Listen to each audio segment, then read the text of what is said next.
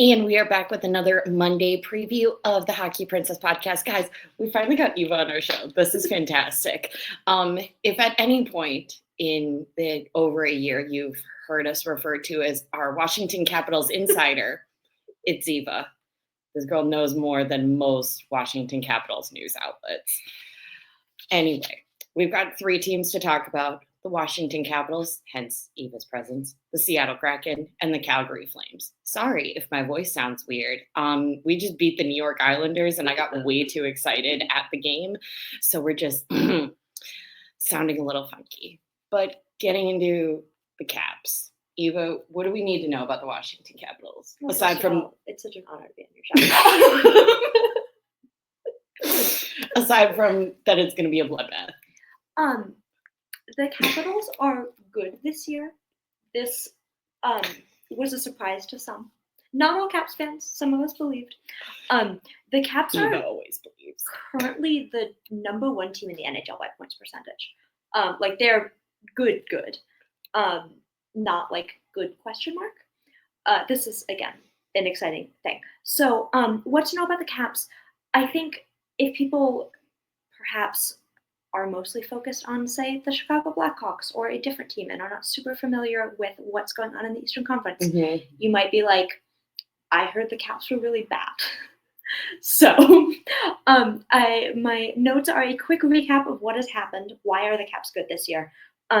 Obviously, hockey is magic and you never know exactly what's going on, but there are like several things that have gone really, really well for the Caps. The first is that, so again, the last you heard about the Caps maybe was last season when they got swept out of the very last team in the playoffs, and then they got swept out very unceremoniously. Not very fun to watch if you are a Capitals lover or a Rangers hater, of which I am both. In between then and now, huge offseason. They made a ton of changes, and basically every one of them has like panned out really well so far. Big brains in the Caps front office. They also actually the GM got promoted to what it didn't really matter. It's the same people in charge. They did a really good job this summer, it seems.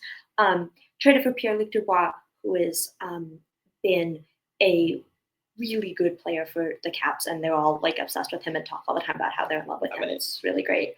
I think everyone on the Caps is deeply in love with each other, but that's just what I see from an outsider perspective. Very weird about each other. Highly recommend the Caps Instagram account if you find this appealing. They're always posting videos of them being weird about each other.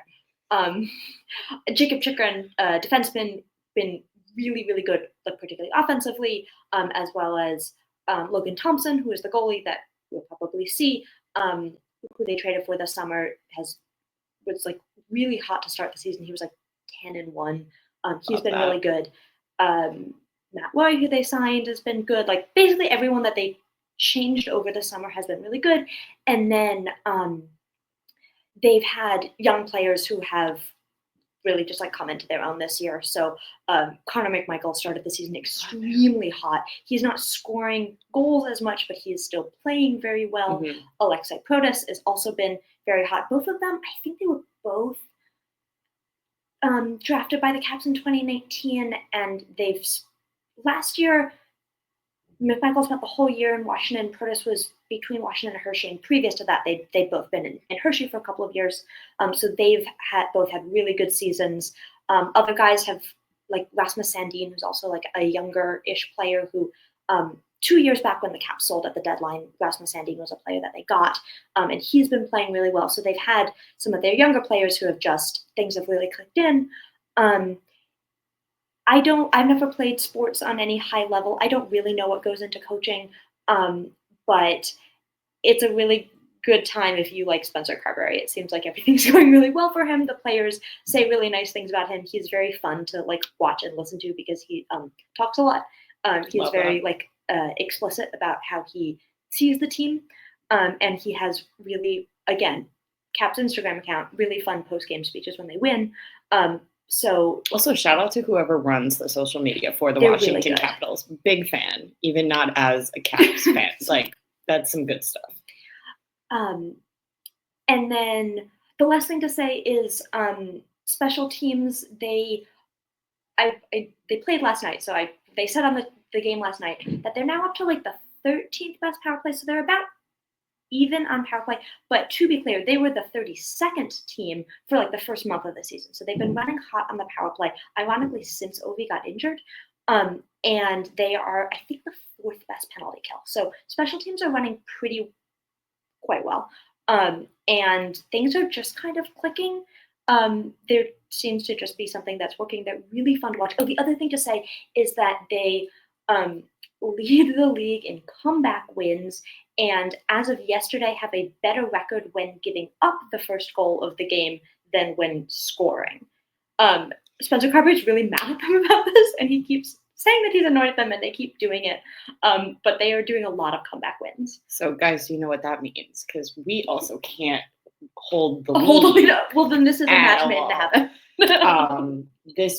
Today's game against the Islanders was the first one in a while that, like, no, the Islanders tied 47 seconds into the third period. And I was like, oh no, it's the Jersey game all over again. Like, this is okay. So this can be fun. I'm not going to have any opinions until halfway through the third. Yeah, they've been. I'm not believing in anything. So that is the Washington Capitals in general, and then a couple of things. So they play the Blackhawks on Tuesday. They are here in the fine city of Chicago. If they want to come hang out, let me know. We're available. Things to know. Obviously, the big thing to know about the Caps right now is that Alex Ovechkin is still hurt. When he got hurt, they said 4 to 6 weeks. We're at like 3.5 weeks right now. The rumor mill is saying Christmas for the comeback. He is 27 goals away from passing Wayne Gretzky for the all-time goal record. He will not be in this game, which is very sad for me because I like watching him, and not sad for people who didn't want to see him score a hat trick again like he did 2 years ago. That was really fun. I think that Alex Ovechkin really loves his Chicago-based Caps fans, and we really appreciate that. Really says I'm going to do everything for Evo. It was for me. Otherwise, the Caps don't have any major injuries other than their LTIR injuries. TJ Oshie and Nicholas Backstrom, 2 of the most important Caps, arguably of all times, who are functionally retired at this point. Unfortunately, maybe Oshie will try a comeback at some point. Oh, Backstrom's now just been helping. Yeah, he's been out on the ice. And Oshie's in Disney World with the kids. As he should be. If you're functionally retired, go be a dad. Like, go be a dad. Yeah. Big fan of that. So I said Logan Thompson will probably be the goalie. The Caps are in a strict, rotating their goalies. I'm not sure there's been a single game where a goalie has played 2 games in a row. Particularly, as I mentioned, this game is a back-to-back for the Caps. They play in Dallas on Monday night and then here in Chicago on Tuesday night. Logan Thompson played last night, so I assume Lindgren will play in Dallas and Thompson will play in Chicago. Do you guys do that even if you have like a significant period of time in between games? Like, say you have like 3 days off where even... Yeah, we just had a 5-day break for no reason. It was very annoying. And I don't remember how they did that. I think they're just keeping it rolling. It was interesting at the start of the season. Thompson was playing better than Lindgren, and there was sort of some like, okay, like when did they stop this? And then Lindgren's gotten pretty hot. So I think he really likes to score on himself too. He did score on himself that time. My grandfather was not a hockey fan, was watching and was like, what is going on? It was fine. We're the Washington Capitals. They came back and they won that game. Yeah. That was such a funny game. One day we'll have the ability to do that. Yeah, highly recommend like that. The Caps they can be very goofy sometimes. So hopefully we see something silly happen. Other thing to know, as potential Blackhawks fans, the Caps have a couple of ex-Blackhawks. We love Dylan Strome. Most notably Dylan Strome. Become a very, very, very beloved piece of the Washington Capitals, not just by me, although he is certainly very beloved by me. I just checked this, he is currently tied for 7th in the NHL in assists. That ties him with Connor McDavid and Quinn Hughes, to give you some sense of where he is in the NHL right now, and he's in the top 10 for points. He is quite literally on pace for a 100-point season. I have no idea whether or not it's going to happen, but we love him. Yeah, he assisted on the first 11 goals that Ovi had this year. He's just doing a lot. He scored the game winner last night. It was very fun. We love Dylan Strome. Stay forever. He's on a 5-year contract. He's not going anywhere anytime soon.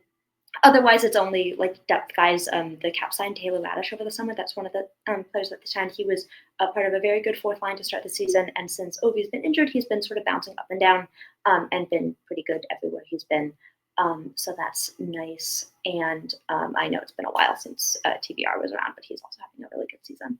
So TBR, I feel like, is one of those guys opposite of Dylan Strome, where I think it was just environment that I don't think that he was going to necessarily do well here with the position that the Blackhawks were in at that time. I just don't think it was going to be a fit. My understanding, he's had some up and down times with the Caps, but like the pairings are working right now, and he's playing quite well right now. So those are all good, and definitely, as I have said, Caps fans are very. We have many players who became beloved Caps after being Blackhawks, and this is something that we do like to talk about. And Dylan You're Strome welcome. is the poster child for that. Yeah, I mean, and ask a Caps fan, and they will tell you about the third round pick from Michael Kempney is the only reason they won the Stanley Cup in 2018. So, things that we believe firmly. So that's sort of. So really, we gave you the cup. Yeah, like it was a team. It was a team. It was a mutual thing. It really did come between the two teams. So that's sort of the outlook for Tuesday in particular. Hopefully it will be a really fun game. I'm just hoping for not a blowout, like 2-3, 4-3 Caps. Oh, definitely like 6-5. Like I want high scoring. Right. Like we've had 6-2 the past couple of years, and I don't want that. Like bad, but just well, like I said, it is the back-to-back with travel. I have expressed my concern that they're not going to win for me personally on Tuesday, but you never know. Mm-hmm. Anything can happen on any night. Sure. And when you're a fan of a team and you don't live in that city, it's always really good to see your team. So Absolutely. I'm going to have a really good time regardless, and I'm excited. Heck yeah. Shout out to your dad for tickets, as always. Shout out to Krusty. All right, jumping to Seattle Kraken. We've already played them once this season, and same with Calgary Flames, so it's going to be pretty short. Seattle, they're 2-3 out of their last 5 games, currently sitting 6th out of the Pacific. So we talked the last time we broke down the Kraken. It's not that they're bad, but the top portion of the Pacific is in such a lock right now that they would have to make significant milestones that I don't see them doing right now, and that's why they're kind of sifting middle to bottom of the Pacific. No back-to-back for them. They play Ottawa at home on Tuesday, and then they play us. Current goaltending tandem is Joey Decord and Philip Grubauer. X-Cap, yes. I would imagine Decord's been getting the significant amount of starting time, so I would imagine Decord is actually could really go either way. Depends on how Ottawa goes.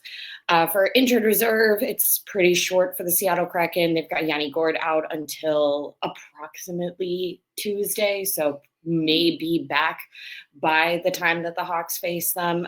He was out with a lower body injury.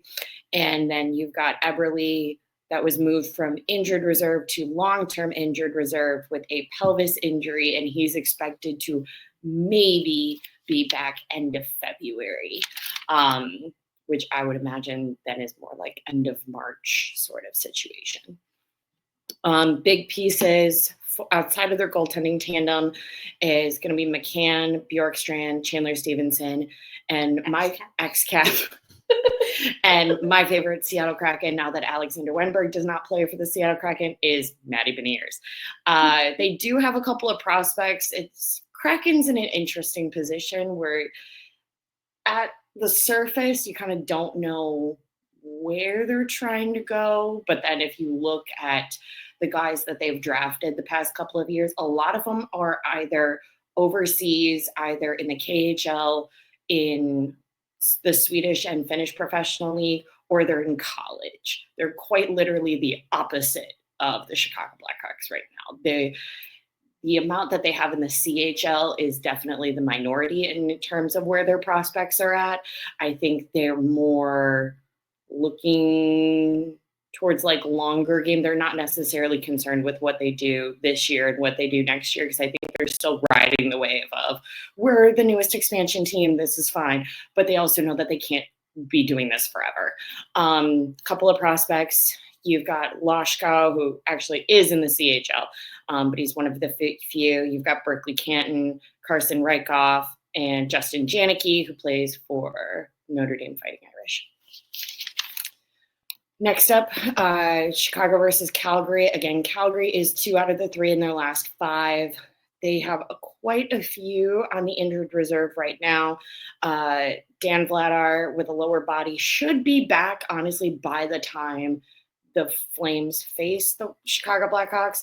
So in terms of the goaltending tandem, it again should be Wolf or Vladar, depending on if he's back by that point.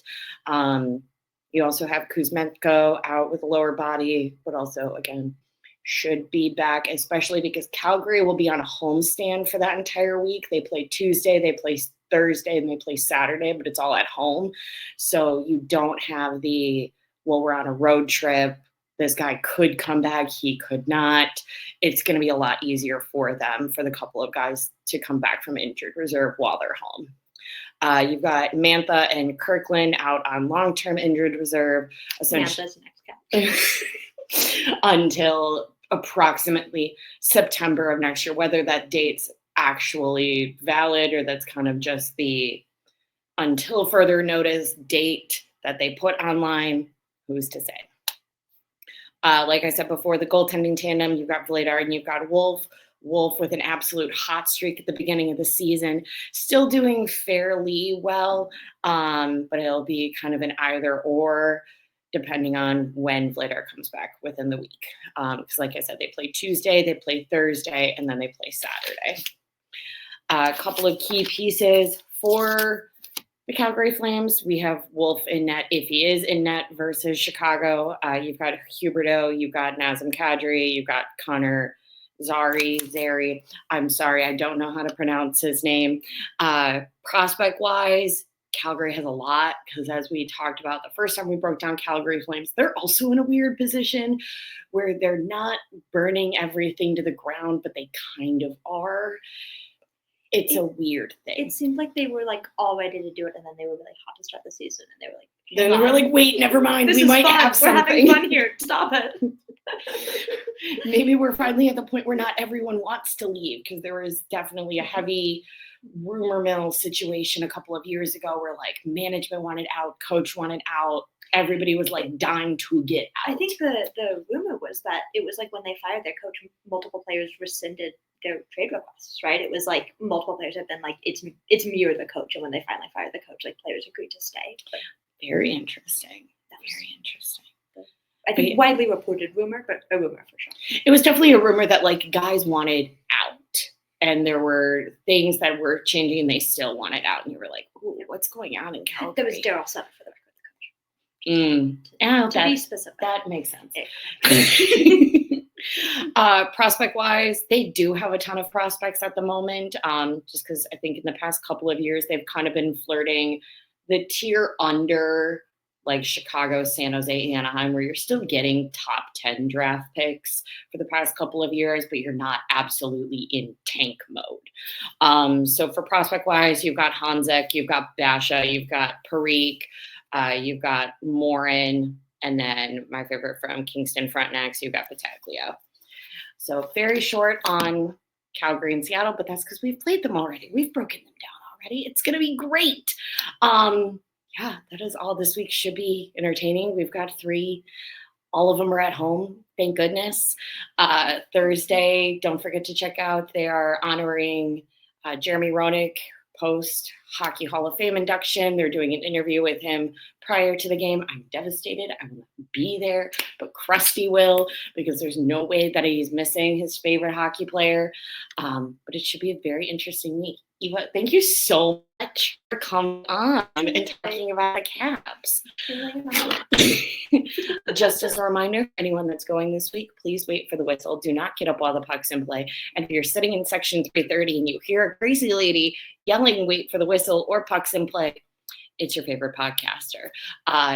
instead of eating at the game, I highly recommend Su Taqueria El Rey del Taco over Really on good. Ogden. Very good, very nice. Highly recommend it. Also fast if you're running late because the Ashland bus was slower than you thought it was going to be. Mm. You can still get there in time. We learned. We did learn. Perfect. That is all. And I will talk to you guys next week.